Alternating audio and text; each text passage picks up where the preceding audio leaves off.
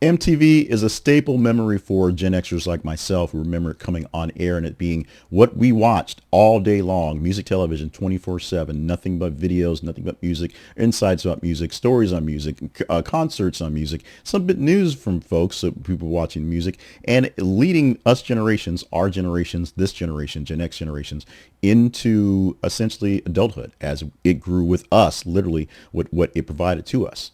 And then it started playing ridiculousness like 24/7, and we gave up on it. It split into other networks and did other things. It tried VH1 to could pull on some classic hits for people of older generations. And then it just turned into what it is. It's a brand. It's a logo. It's what it is. But guess what? Music television is coming back. 24/7 videos on MTV coming back for literally just 7. So bear with me on this one. This is going to take a little bit of taking into, so just let that wash over you to MTV starting on September 1st. MTV is going to air music videos all day, all night across MTV2, MTV Live, and MTV Classic. Those channels. And it's for a full week. That's the 7 part. 24 hours a day for 7 days only. Proceeding to the Video Music Awards happening on CBS on September the 7th for this year.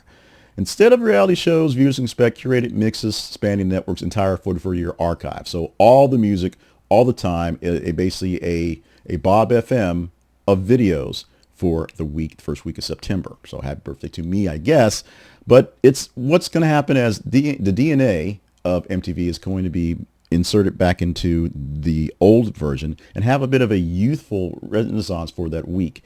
Former VJs, past VMA winners are going to curate their favorite songs in various spots to give you what they like, what they wanted, and what you may want, your MTV. They're going to pair nostalgia with context. They're going to have personalities behind the scenes share why these videos mattered back in the day and why they may matter right now. Now, in the early 2000s, MTV basically just gave up on music because music videos wasn't the way things were being produced or the way they were actually you're actually promoting music. And so they went with lots of reality content, and it shows to these days. So nostalgia, creative discovery are coming in to hopefully bring back some eyeballs, some of our old heads to go watch it for a bit and get people jazzed up for the next version of the Music Video Awards, which ironically no one seems to watch because music videos aren't quite the thing these days. The media landscape, driven by algorithm feeds, makes it different for something like MTV to do what it's going to do now or what it did in the past. Just sit there, maybe take a program director to figure out what videos are worthy of playing, what music is playing on the radio, which obviously doesn't work out as well, and maybe some algorithm stuff from the Spotifys and things to see what people are hitting on there to get the big gist of things and find out what's being discovered. So it's not just clips. It's not just, lots of Beavis and Butthead in the middle of the night. It's not ridiculousness all night long. Guided tours of musical history and music, not just videos, but music for a full week to go through the history of MTV and how the culture of the music television, culture of videos on TV made a difference to all of us here. Reminding viewers of how the network once mattered a lot.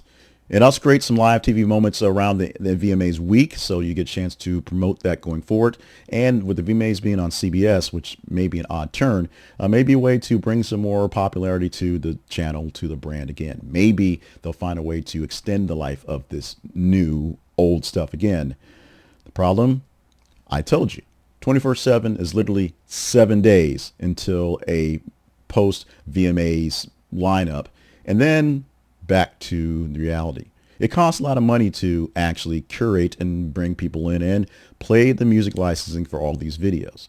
It's much easier, cheaper to play the reality show stuff because you don't pay those guys very much, especially if they're reruns of stuff you already run because you own it.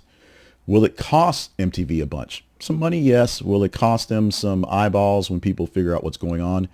Probably yes, but no one's watching right now. Will they gain something in the actual stunt? Let's wait till September and see.